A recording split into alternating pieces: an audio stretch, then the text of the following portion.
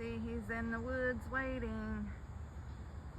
We had to move to a different location because the place we used to feed him at hung up a sign, told us not to come back, and threw away all of my shelter boxes and threw away all of our food bowls.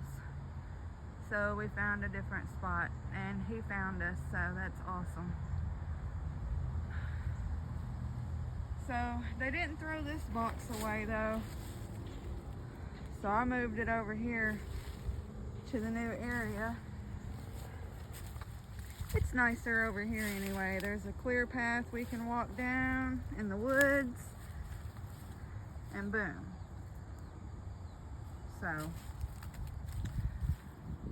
So they're not gonna stop me from eating.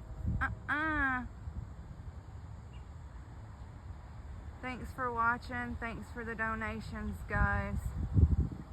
Have a great day.